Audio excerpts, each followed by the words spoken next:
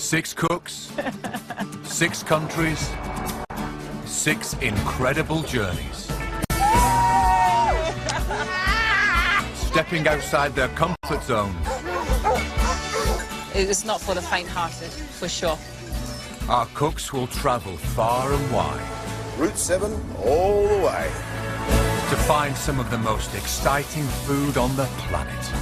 If you're back in the UK, you get tandoori chicken, nothing like this. It's beautiful. This is the best food I've had in Egypt. It's pure, it's got heritage, it's got love in it, you know. They'll go off the beaten track. Crocodile. Crocodile sausages. Meeting extraordinary people. Exploring ways of life unchanged for centuries. No electric blenders in the jungle. Have to do everything by hand. Take your life into your own hands. We're on the road now. As they travel, they'll see how the language of food transcends cultural differences.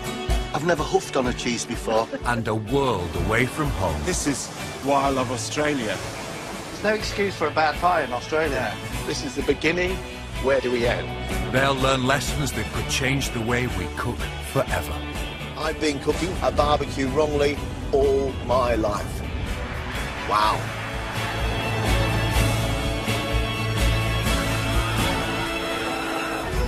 This time, Scottish chef Tony Singh heads to India to explore the country of his ancestors. And it feels fantastic. He'll eat and cook his way across the region. I'm no good at this cooking, lark.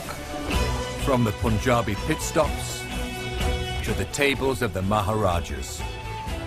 He'll find his way to the heart of his own family's history. I can't even imagine what hardships I went through. And unleash his inner Bollywood star.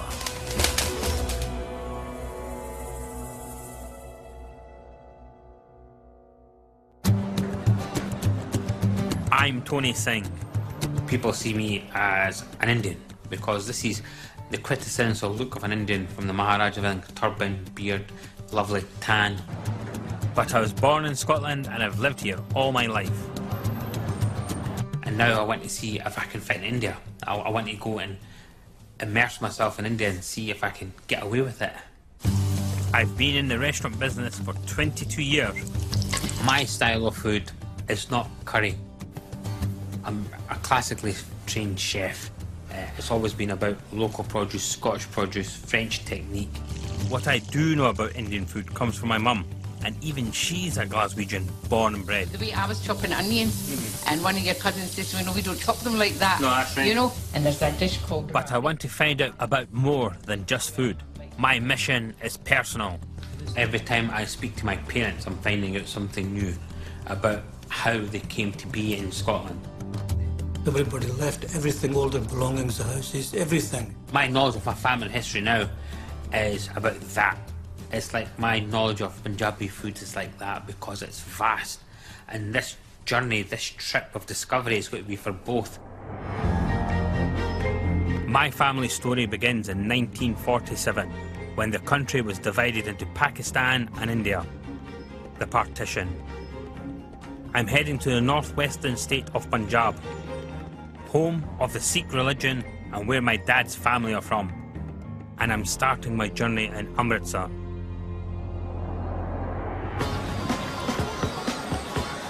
I've only been to India twice in my life, and those were fleeting visits.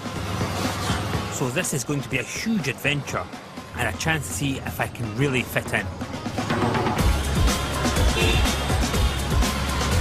This is it. This is what I expected to hit me as soon as I walked out of the airport. And it feels fantastic. Take your life into your own hands. We're on the road now. I'm just so excited. I'm here to find out about authentic Punjabi food, to see the real thing, hear the stories, find out how it's changed, how the history, how the land, how the people have shaped the cooking, the techniques, the ingredients that I call my own. I'm in the holy city of Amritsar, the spiritual home of Sikhism. It's the eve of the most important religious festival of the year, Diwali, the Festival of Lights. But after 2 planes, a hairy rickshaw ride... Come here, Bunny. Thank you. I'm cream crackered. And tomorrow I have an early start.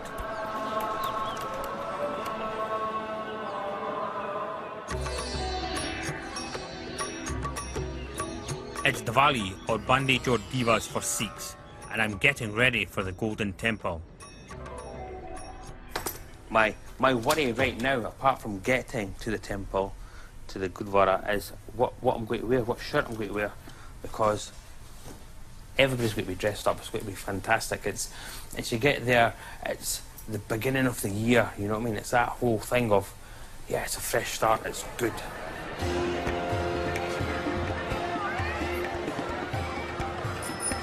As I join the other pilgrims on their way to the Golden Temple, the atmosphere is electric. The butterflies are starting. I'm so excited, you know what I mean? It's just that thing of anticipation. It's just, you can't explain it. Wow, my childhood heroes. Wagga the Khalsa, Wagga Fateh. The young Sikh warriors, and I've not met them, I've not seen them in person. Wagga the Khalsa, Wagga the Fateh. It's surreal for me. You can just feel it coming up to it, and there's just something about it. You can hear the madness behind you, and the hubbub, and everybody's coming down, but everybody's just taking their own time. They're just quieting down. They know they're going somewhere divine. As a Sikh on Diwali, this is the place, this is the centre of Sikhism. To come during Diwali, you're a lucky person, and I'm a very lucky person to be here.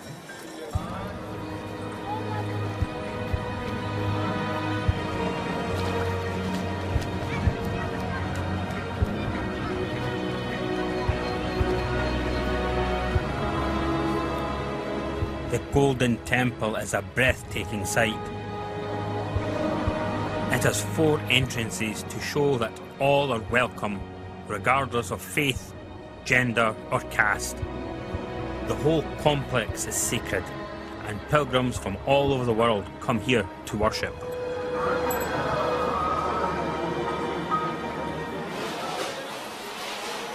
Langar, or communal eating, is a cornerstone of the Sikh faith and a major part of the celebrations. The food is free and the operation is run by volunteers. One of the greatest honours for any Sikh is to do service, and most of the work is done in silence as a sign of respect. There may be an army of washer-uppers, but that's because the kitchen will feed over 500,000 pilgrims today. To cope with the numbers, food is cooked in massive cauldrons. I've been told this one holds 400 kilos of lentil dal. Bread, rather than rice, is the staple food of Punjab, and here they can churn out over 20,000 wheat flour rotis an hour. That is one of the cornerstones of our faith. It's simple fare where everybody is treated equal. You sit on the floor, you don't care who's sitting next to you. It's always vegetarian. It's always something that anybody can afford. This is the most amazing thing about Punjabi food. It's so interlinked with the 3 tenets of Sikhism. Kirt karo, van shako, naam japo, which is honest work, then share what you have, and then meditate on God. The Golden Temple, it's like the Vatican for Catholics. There's no other place like it. It's awe-inspiring. I've seen how the Golden Temple feeds the masses, but how do people do Diwali on a more modest scale, at home? Well, I've been invited to celebrate this special occasion with a family who live on the other side of town. It's a real honour, so I'm not coming empty-handed. And in good tradition, I'm taking sweets, and these ones I've made myself, because it's very auspicious. Hi, Sat Shri Akal ji. Sat Shri Akal ji. Hi, happy Diwali. Happy Diwali. In the Punjabi tradition, pouring mustard oil to welcome guests is a ritual. Happy Diwali. And I am indeed welcomed by the whole extended family. Sat Shri Akal ji. I've just made that from Scotland, so it's shortbread and tablet like Burfi. So I'm here to learn something in the kitchen. Everything is ready in the kitchen. You can go and start there. What do you like? What's your favourite dish your mum cooks for you? Rajma chawal. Rajma chawal. Is that what we're making now? Yeah. That's kidney beans. Yeah, it's beans. It's going to be of rice, which is quite interesting because Punjabis, they just eat lots of bread. So this rice dish is kind of his favourite, and that's what I'm going to get shown. How often do you help in the kitchen? I don't want to help. Because I don't know anything. But now, you see that? It makes you more eligible to get married. माँ दी मदद नहीं करेगा नहीं माँ दी मदद नहीं करेगा वोटी दी कर लेगा मैं तो क्या करूँगा Okay. Okay. We're ready to go into the kitchen. We're making a red kidney bean curry. And we're starting with the Punjabi cooking staple, mustard oil, and lots of it. Right. So that's a fantastic tip I never knew. You can still smell the mustard oil. When it's at temperature, you won't smell it. Okay. So that's going in. That's going to take 10 to 15 minutes to brown. Once the onions have softened, we add garlic and ginger paste. So I'm getting the green chilies, going into the magic mincer with the tomatoes, and there's only 3 chilies going in. And this gets away from the fact that everything should be hot and mad spicy. It's not aromatic and tasty. ਤੁਸੀਂ ਤਾਂ ਇਸ ਤਰ੍ਹਾਂ ਹੀ ਕਰਦੇ ਹੋ And he said to me, is this how I do it back home? I said, I've got a wee boy that does it for me, or a commie on an electric machine. ਤੇਰਾ ਮੁੰਡਾ ਲੈ ਜਾ ਨਾਲ ਆਪਣੇ ਘਰ Change now, you're going to be doing this, huh? And you'll find a spice box like this in every Punjabi kitchen, with the flavour essentials for most dishes. Garam masala, salt, turmeric, and 2 types of chilli. Okay, that's it ready. That's it there. And this is, so we've got kidney beans that have been soaked and cooked in a pressure cooker with 2 teaspoons of salt. Most Punjabis are vegetarian, and simple veggie dishes like this are the mainstay of family feasts.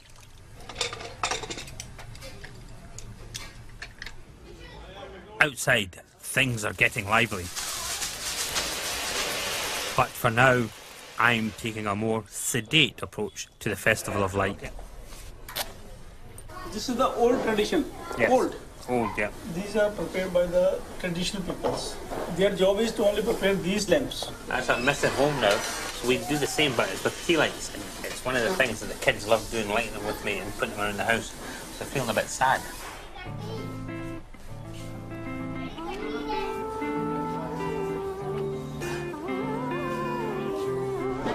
I may be feeling homesick, but that's soon cured by the warm welcome.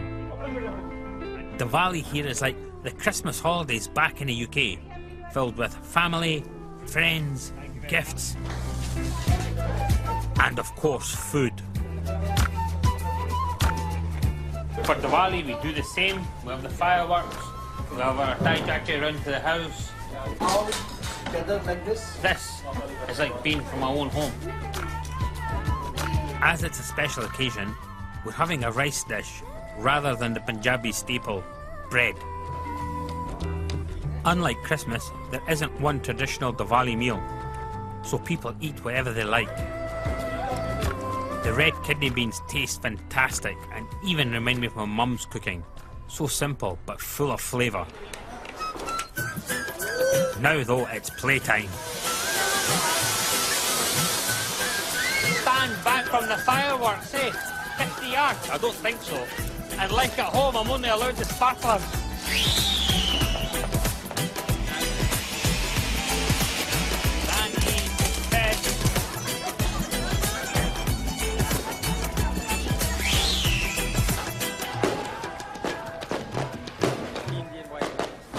The amazing thing today was that sense of family, sharing and eating. It's exactly what we do at home.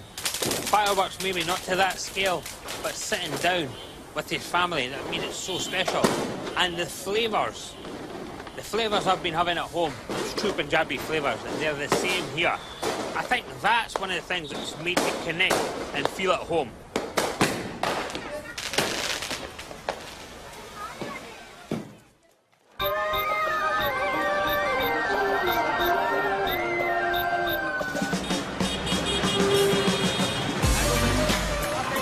After last night's celebrations, I can't believe I'm hungry again. But it's not surprising. Everywhere I look, there's delicious food. Meherbani. Just seen an elephant, somebody really getting squished at the roundabout, and this is before breakfast. But that's what I'm here for. I'm on Lawrence Road, I'm starving, and I want to find out what we have for breakfast in Punjab.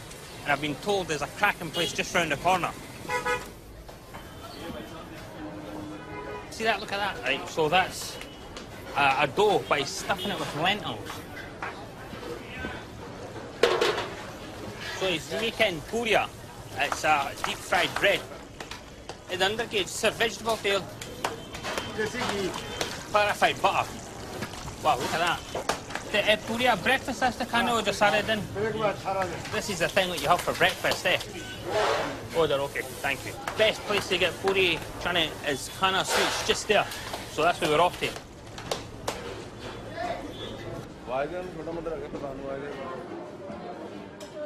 No need for a menu here, there's only one thing on offer. And this is what it's about, puri chole. This is what they have for breakfast. That's what I call puri, thank you. That's the aloo sabji, potatoes, and that's the chole, that's the chickpeas, sliced onions, and pickle. That's feather light, you should feel it. It's just...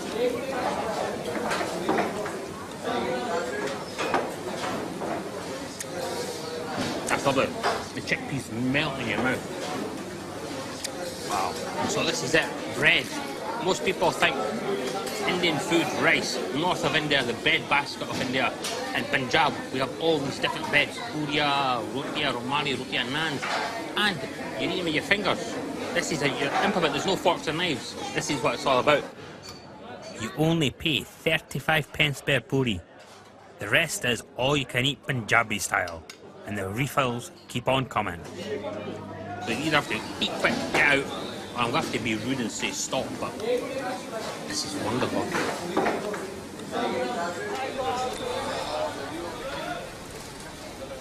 Oh, that's me. Just had my first Punjabi breakfast. But you can still feel the clarified butter dripping down your throat. This is food to do things on, not sit around an office. Just as well, I have a packed day ahead. First, I'm off to look for my ancestral home, the house that belonged to my great-grandfather.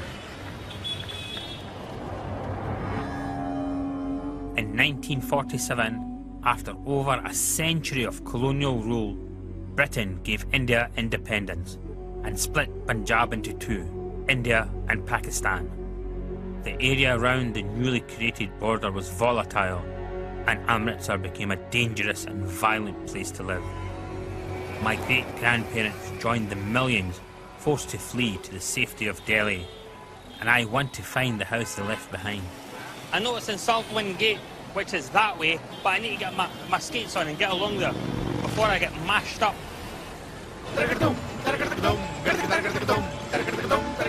Sultanwind Gate, right, so we're in the right area. I've got the name of the street, Fatehwali Gully. Hanji.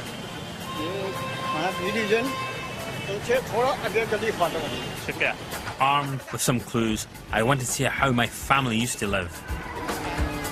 If I can survive long enough to find the house. That's mental. No green man, nothing. Just a brown man crossing the street. That's mad, but show no fear, eh? Done it. Right, Sultanwind Gate. No street names, so I'm a bit stuck. It's time to put my best Scottish Punjabi to the test. Fatehwali Gully HC.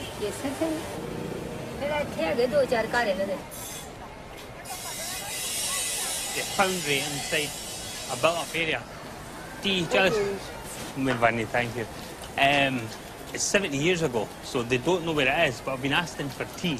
That's Punjabi hospitality. Bildu Dora. Acha.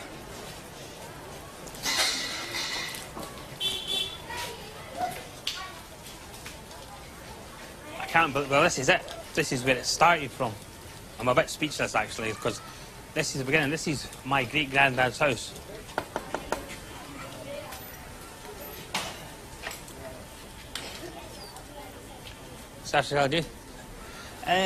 Sorry, करना तेरे disturb करना but ऐस मेरे पर दादे दा car सी मैं पर दादे दा कार सी केसर सिंह कसबे आसन अंदर.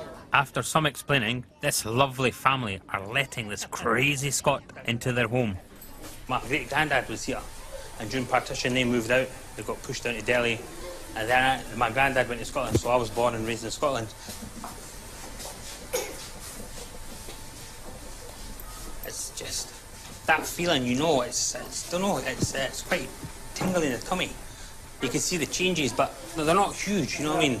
I think probably this is in its essence the same.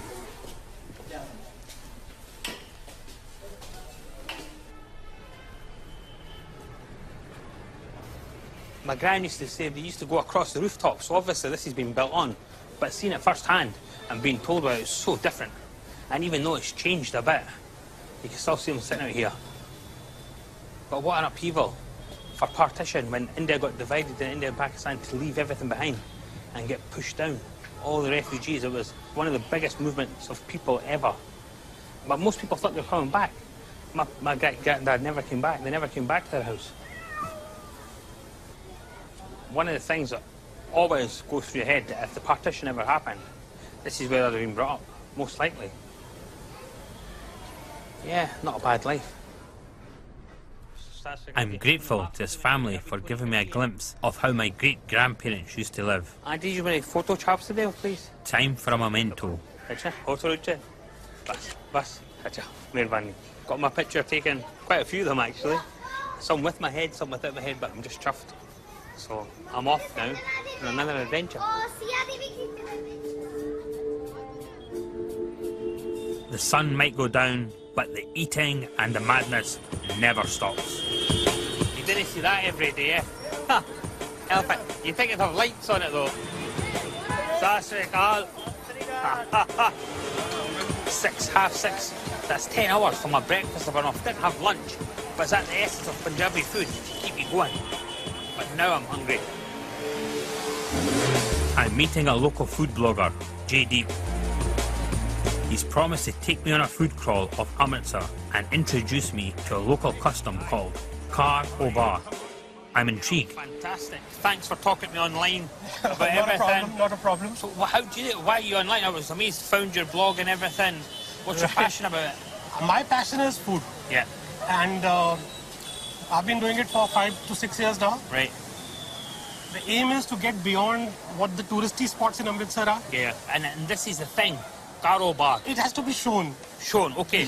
Show me. You won't be able to understand that. Right. Right? Okay. Let's go.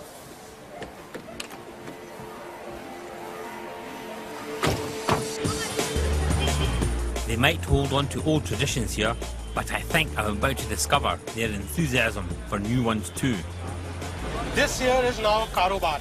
Right. So we are in the car. Yes. And here's the bar. Kar O Bar. Kar O Bar. And what's this? This is a very special Indian rum. Why rum? Is that because of the sugar cane? It's because it's cheap. There you go, rite of passage, anywhere in the world, cheap drink. Cheap drink. Start pouring. Crack it open, okay. So, who's the unlucky person that drives the Kar O Bar? Tonight it's going to be me. Be you. So what you on? Soda? I'm on soda. Okay. Right? Go for it. Go for and it. The key to Kar O Bar is to drink as fast as you can. Yeah. And then you go for your food. Right. Then you come back. Okay. Take another hit. Go out. Again. Eat some more. And repeat till... Okay, repeat till you fall over. Here you go. They might not serve alcohol at these stalls, but the food is meant to be out of this world. So, Tony, now we are at Pahalwan Fish. Okay. And this is the go-to fish joint. The go-to, the place. The go-to, the place. See, in Edinburgh, you'd ask for one fish and chips, okay? We ask by weight. By weight? By weight. What we are having 250 grams to start things off. I like this. Punjab means land of 5 rivers, and this is a freshwater catfish. It's a bit like cod. And with a bit of salad on the side. White radish. And what's in the chutney? Chutney is a mint chutney. You can taste the fish. Yeah. You've got a little bit of heat. This is fabulous. This going place to place is like tapas, okay? But this is not, because you're drinking, you're taking your own drink. Yeah. So you're not going to the bar for the nibbles. you're taking your bar to the nibbles. Right. But who does it? It's a way of getting out of home. Everybody does it. Yeah. And So it's not about cost. no, it's not about cost. It's not about cost. Cost is the least concern. Okay. Because this is not a cheap fish which we're having now. Right. Right? It's just that the beauty of the food is what gets you out of the house. See, like this guy, he makes only fish. Yes. And you'll be wanting now maybe some meat. But this guy doesn't do it. So you move to the next place. So you have to move. You have to move. I'm ready. You're ready, right? So the fish is done. Fish is done. Now we look for some birds. No, not those sorts of birds. Tandoori chicken is a Punjabi speciality, skewered and cooked in a traditional wood-fired oven, the tandoor. And Jaydeep is taking me to the place to try it. This is advanced karobar. This is now Karo restaurant. Now the food is going to be served right here to you. Drive through. Drive through, exactly. Where from? My mouth's watering already.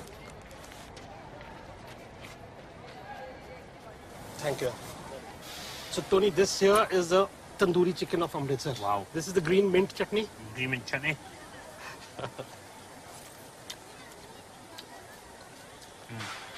So tender and so succulent. If you're back in the UK, most restaurants, you get tandoori chicken, nothing like this. Okay. Gas ovens. All right. You've just lost that flavour. Oh. So is this why they still use wood for centuries, and that's why they stick to it? And basically you can taste it. You can. That's the amazing thing. That's the beauty. I heard a story about the metal rods used to be swords. I don't know if it's myth or how true it is. How tandoori cooking came into India and more into the Punjab. Right. It was on the back of the Afghan invaders. Right. They used to carry their own tandoors. See, that's how good it is. That's why it's lasted through the ages. Yeah, and each guy would skewer onto his sword whatever meat or poultry and put it into the tandoor. Amazing. Right. After you've had this, to finish off karobar, what would you do? Karobar ends with sweets. These guys have their own dairy farms and their own full-fat buffalo milk. Punjabi cuisine uses a lot of dairy, so what better way to finish the night than with this solid, buttery cream with fruit made from super rich buffalo milk. Wow, 50% fat, and it tastes fantastic. Karobar, what an idea, eh? What a concept. I love it. Going out, shame for the designated driver, but the bonus is the food. One person doing one thing just right, and then you go to the next. I think it's a fantastic idea.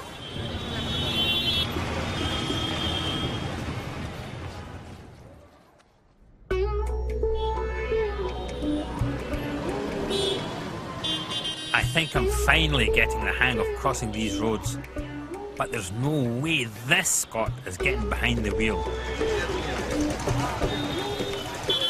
So I've hired a driver who's taking me in the next part of my adventure.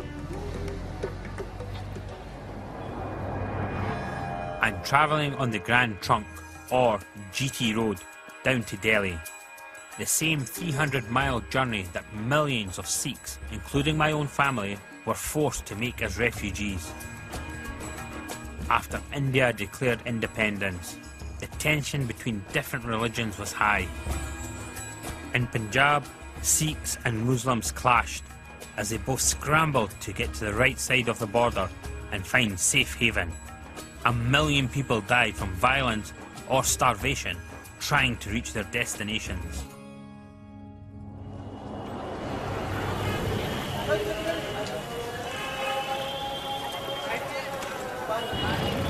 My first stop en route to Delhi is an hour outside Amritsar.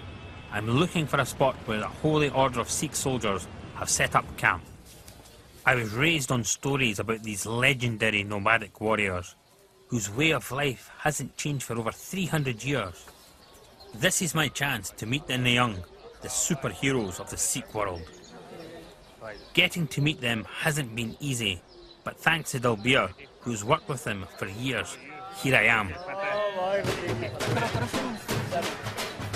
I'm just in awe, because as I've been growing up, and when my granddad on my mum's side used to tell me about the young, the saint soldiers, the protectors of the faith, but everybody's faith. These guys that went about and looked after everybody, and they're here. Their martial art, Gatka, has been around for thousands of years. But these swords aren't just for show.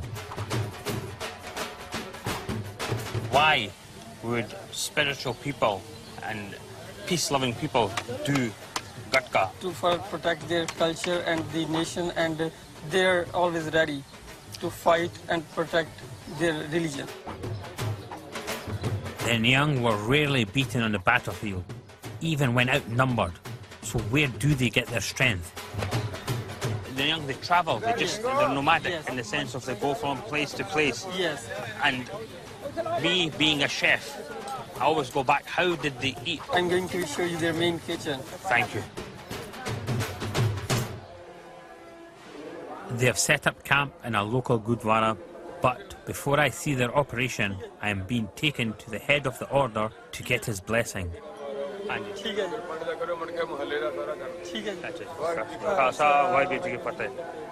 Babaji was saying... Babaji did you welcome. They are very happy to see that you are also laundry chef in Scotland. So they gave you a lot of blessings. So you're welcome. Open kitchens with strict rules are set up each time they move camp. They only make their food in iron balls. Iron? Iron balls. Why? Iron. Because it gives you the iron to their bodies. They make them like iron. They always cover their mouths. Such respect is paid to the food that they put a piece of cloth over their mouth. These people also not eat their food from the outside anywhere. So it's an honour to become a Viveki, a chef for the Nyang, because they only cook for themselves. They can't even have packaged drinks, anything outside. And other Viveki, other chefs, Nyang chefs cook for them. But it's such an honour, I never knew this. Close. I'm not allowed into the kitchen. I'm not allowed to touch anything. Because I'm not a Viveki chef, I'm not a Nyang chef. So this enhancing is all, whatever, it's like 50 kg, 100 kg, they have to do it by hand. Everything So by they are hand. very big muscles, big power, like warriors. Everything done by hand until all the pilgrims are fed.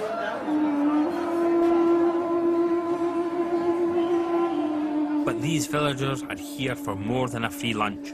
They've come to be close to their heroes, and many will donate food and money to keep the Nyang traditions alive.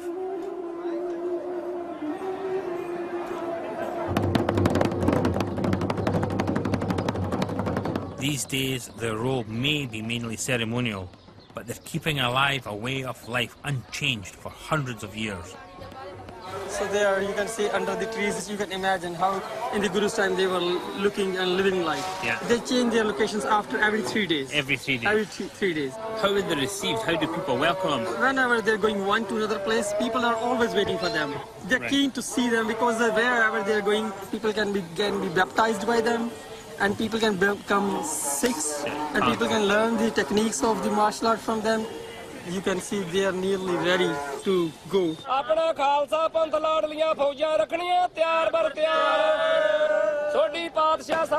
a child, you had in your mind, you know what I mean? I've seen them in books, I've seen them in videos, I've read about them, but then meeting them, amazing, amazing. Is there a place for them in this world? Yes. It's not vanished in 300 years. I don't think it'll vanish. I think they're strong enough to look after themselves.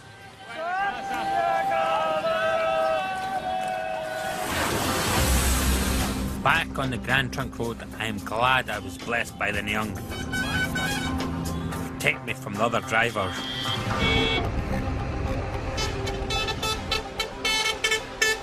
So that's it. I would never drive on this road. It's too dangerous. That's why I've got you. In India, 14 people kill in 1 hour. 14 people an hour die on the roads? 1 hour, yeah. That's unbelievable. This is very bad. No, I would never. You concentrate driving and I'll kid on I'm not bricking myself. We're heading deep into the heart of rural Punjab, and I can see this is proper farming country. This place is said to have some of the most fertile land on the planet. I've been looking forward to this detour off the GT road. It couldn't be more of a contrast to where I've been. Listen. Tractors, birds, lush greenness. This is the Punjab of my childhood memories, out of the movies and everything. Fields of sugarcane. I just want to grab a bit and chew it and walk through the fields, but it's not ready. Such a change from Amritsar. And the drive this morning, you can just see it, all the green, the lushness. This is amazing. This is why Punjab, land of 5 rivers, it's fertile ground. It's always been prized as a breadbasket. Punjabis have a reputation for being skilled and hard-working. And countries from Italy to Russia actually advertise for Punjabi farmers. Wheat and other grains grow here in abundance, and along with dairy products, they form the cornerstone of the Punjabi diet.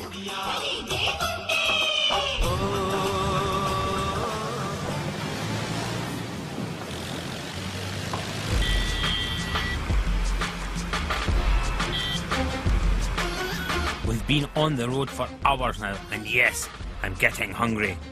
It's a perfect opportunity to see how the Punjabis do a motorway pit stop. Oh.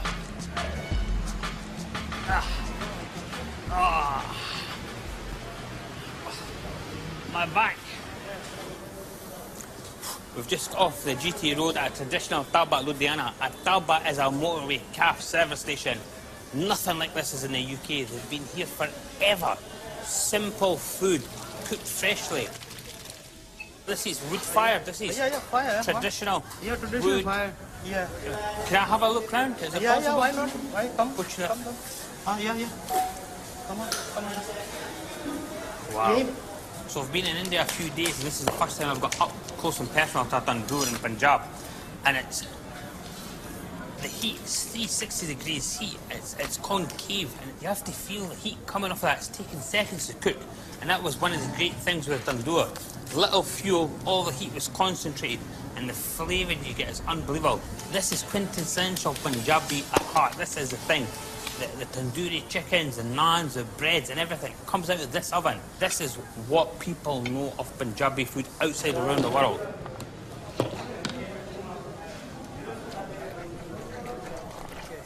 This is it. Now what do you eat? Well, this is what I've been waiting for.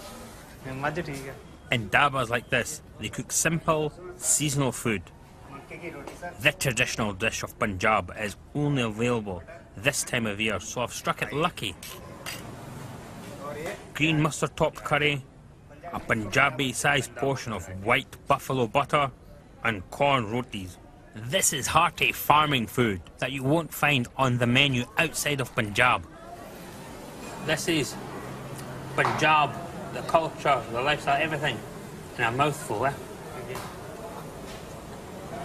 That is lovely. Great food. Another local favourite is buffalo milk, and this lassi is as fresh as you can get. They have real live buffaloes out back. How mad is that? Cheers. Cheers. Lassi nice? Lassi is very nice. It's sharp and it's creamy though. If we had these kind of pit stops in the M1A, we're a much better place. This is fantastic. Only one more stop tonight, and that's to sleep. Well, that's the plan. Me and Gurnam have rocked up in the middle of rural Punjab to one of these wedding venues that are sprouting up all over the place for a quiet rest for the rest of our journey. And yes, you can hear it. Bhangra music, there's a wedding. Tired.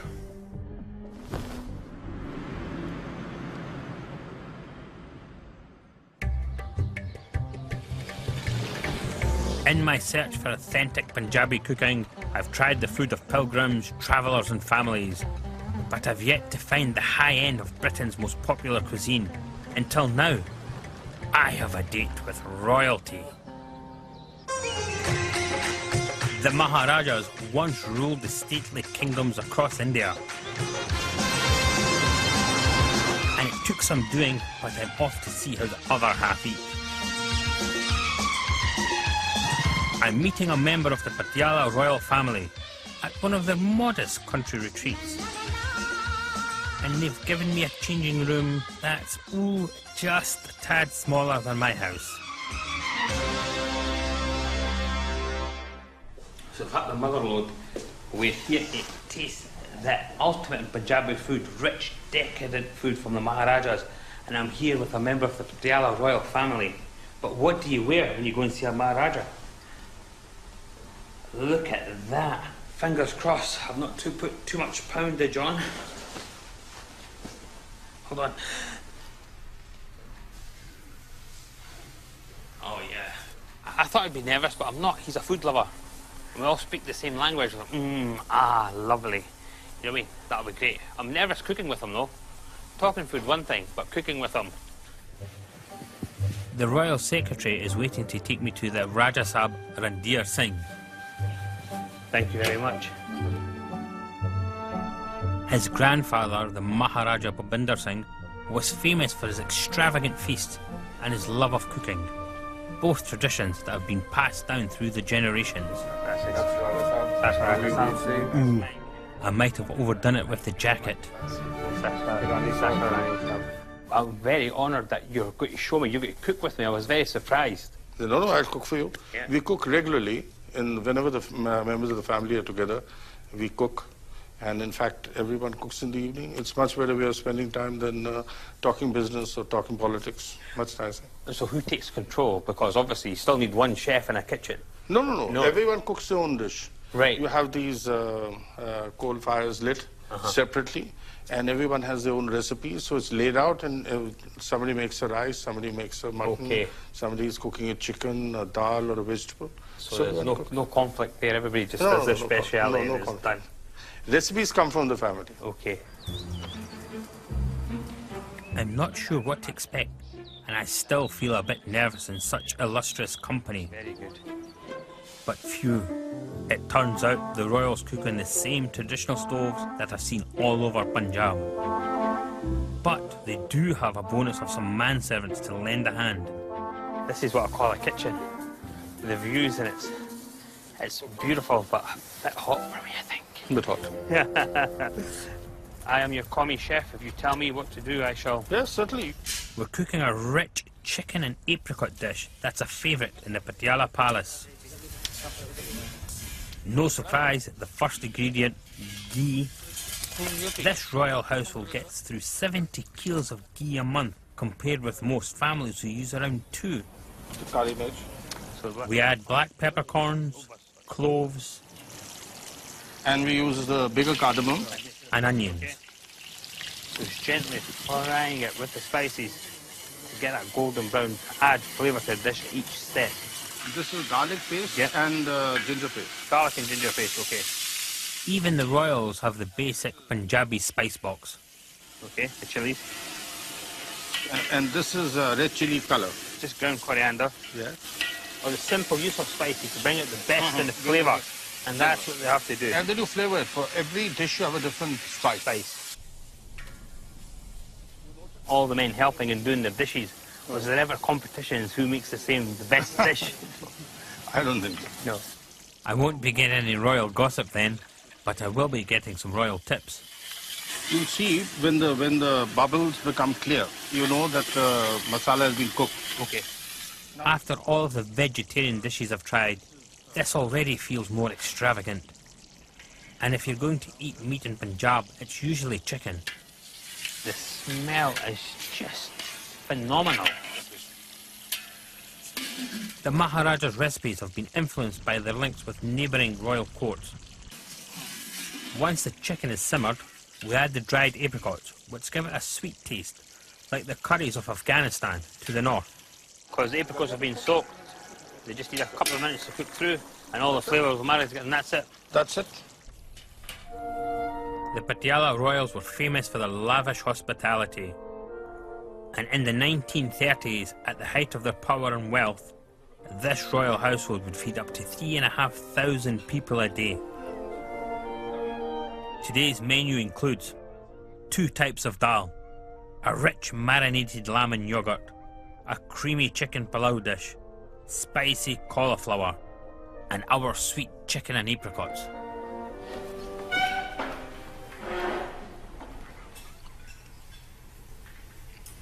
the apricots and the chicken. It's that surprise of sharp sweetness.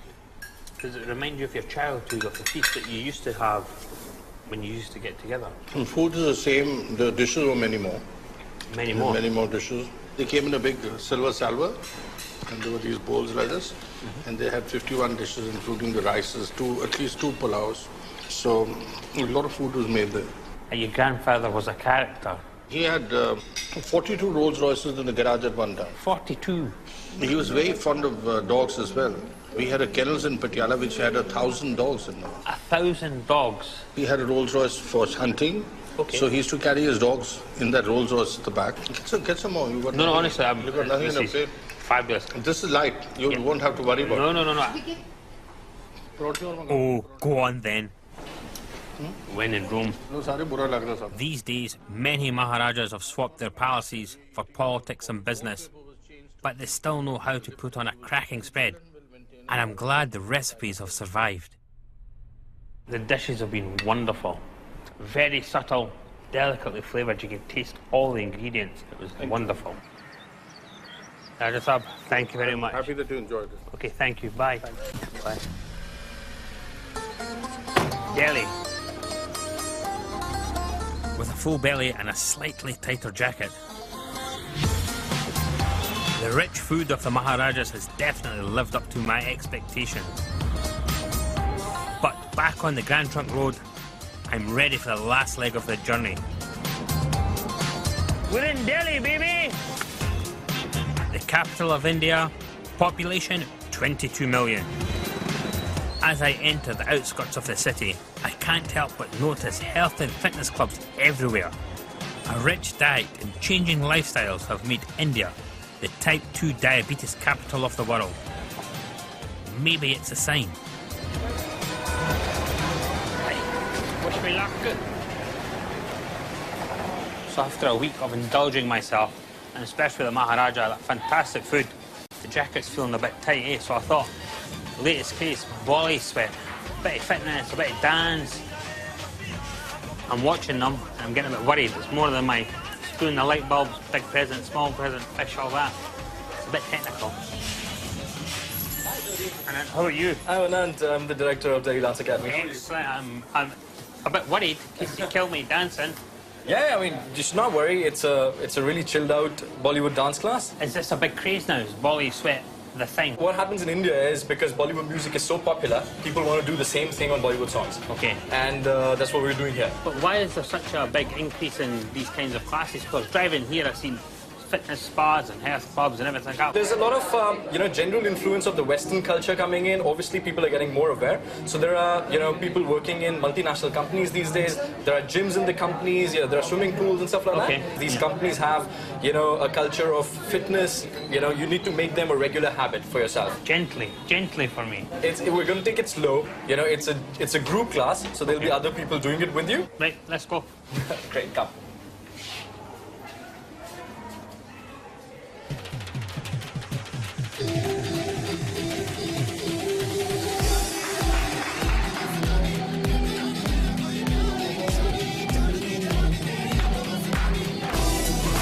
The nation's waistlines might be growing, but so is its fitness industry, now worth £1 billion a year. As ever in India, the people seem to keep what they love and embrace what's new.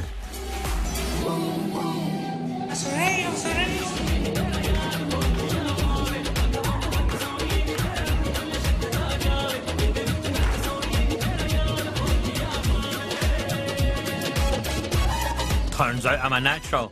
Or maybe these Bollywood moves are just second nature.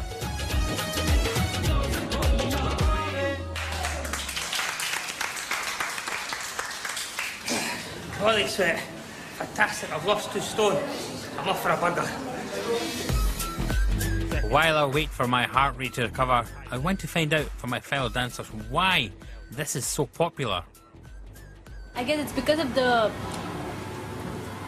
dating scene that has just come up in India. This is not arranged marriages anymore. There are, but you prefer to be on display for a longer time Yeah. before you I think get now we captured. have- in the okay, prison. so Now we have more love marriages than arranged marriages these days. I think love marriages are picking up more. and is that one of the criteria do they give? I want size 0. Every guy wants a beautiful, slim and trim, good wife, and every girl would like a hunk with six-pack. But the way to this hunk's heart is still food. So what's hot in Delhi now? Momos. What's momos? Momos are, I think, Indian versions of Chinese dumplings or Tibetan food. Ready to go? Yes. Come on, excellent. The Bolly sweaters are taking me to the regular momo stand around the corner. Got that up, let you. This is the first time I've had food here that isn't the traditional Punjabi flavours that I grew up with. Vegetarian? Yeah, okay. Yummy. So that's the momo, and that's cooked in a tandoor. This will be very hot. That's its stuff. It's like a Pandora's box. Tell us what it's made of. You got this fantastic light dough, like dim sum, the filling, garlic, ginger, chilli, onion, spices, and then you've got this fantastic chutney, vinegar and chilli. Simple 2 ingredients. It's hot, but then it doesn't detract from the flavour of the momo. The Punjabis came after partition, changed the food scene completely. And now the things like the momos, that's Tibetan. Yeah. Yes. And we made our own. It's amazing how everything keeps reinventing itself. These young Delhites have got it sorted. Work hard, play hard. After a Bollywood sweat class, they're out for the best food that's on the street. And it just shows you the face of Delhi food keeps changing. Refugees from Tibet, from Afghanistan, bringing their food in and changing the culture of food slightly again. It's always going to keep evolving. I think that's what's wonderful about food in India. The traditions are going to stay the same, but they're going to tweak from whatever comes in.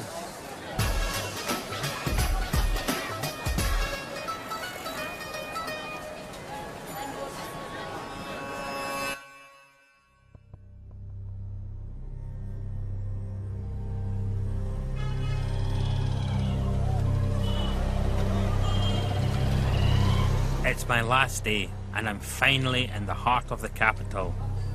Today, I will be reunited with the side of my family who stayed in Delhi after travelling 300 miles from Amritsar as refugees back in 1947.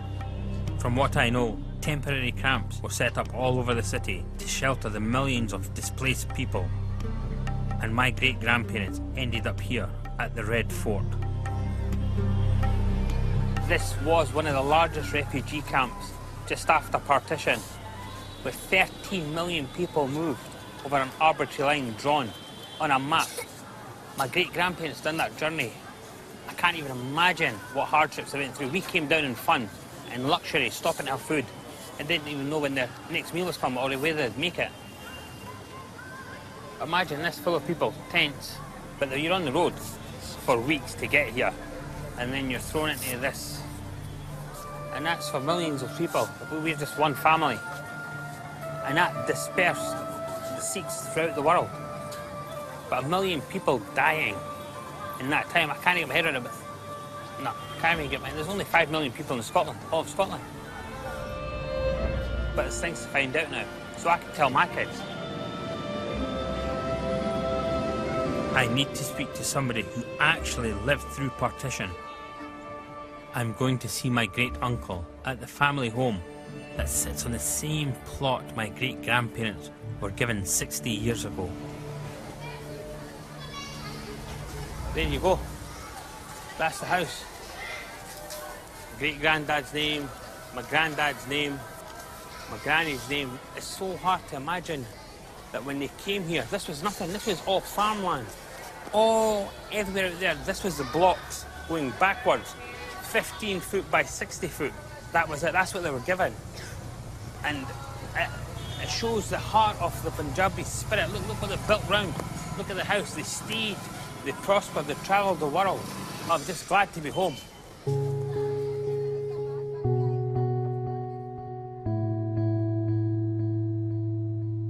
My parents have flown over from Scotland for their regular visit.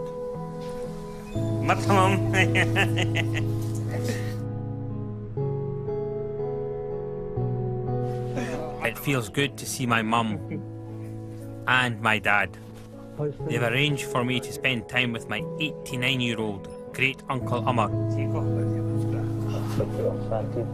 I've only met him once, and I've never spoken to him about our family history or his own experiences.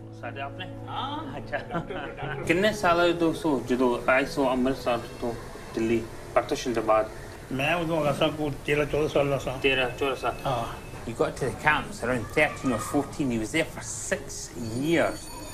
Formative years till he was 20. I can't even imagine what it was like. ਜਦੋਂ ਅਸੀਂ ਉੱਥੋਂ ਆਏ ਆ ਅੰਮ੍ਰਿਤਸਰ ਤੋਂ So when they were coming down, it was so much danger there. This was a partition on religious grounds. Yeah, and this, which got Muslims were attacking the Sikhs. On the way up, the Hindus were attacking the Muslims. It was horrendous, he said. He'd seen guns, bombs going off and everything. Bapuji, Bapu Tunda Singh. I asked my great-granduncle about my granddad, how he got to the UK. It was like a lot of Punjabis at the time. They went to find work, and their plans were to go make a little bit of money and come back to their homes here. But unfortunately, he died in a car accident, and that's how my family, my granddad, my granny, and everybody stayed up in Scotland. They ended up there, ended up putting the roots down there. So I asked my great-granduncle what he feels, because we're in Scotland, there's other people around parts of the world and everything. He says it's great, it's God's will, it's amazing. And he says it doesn't matter because we're just one blood, and that's it. But I should get it. ये अपना खून ही बलदेव सिंह जो आया मुझे पूछा ना मेरा खून है ये मेरा खून ही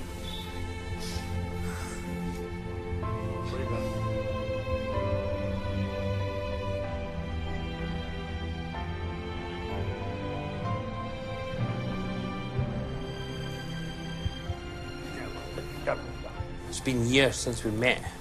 But then, even then, you didn't ask these questions because when you're young, you think you've got all the time in the world and everybody's going to be there and you know it all. It's not true.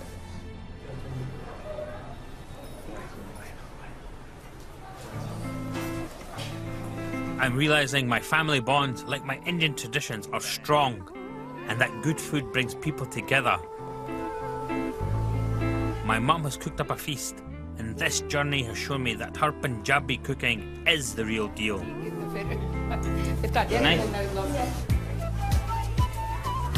I came to find out if I could fit in, and I can.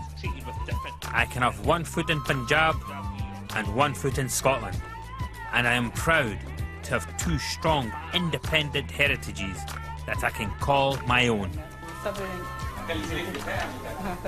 I'm so fortunate. I didn't know more than half the stuff that I've been discovering coming down the same road as my great-great-grandparents as refugees. And it's my duty to tell my kids, and I can't wait to see them to tell them. Well, heading to the coasts of Suffolk next to on BBC Two to explore the wildlife and enjoy the return of Springwatch to our screens. And then at 9, investigating how our much-loved war leader suffered one of the biggest defeats ever in the polls. Churchill when Britain said no.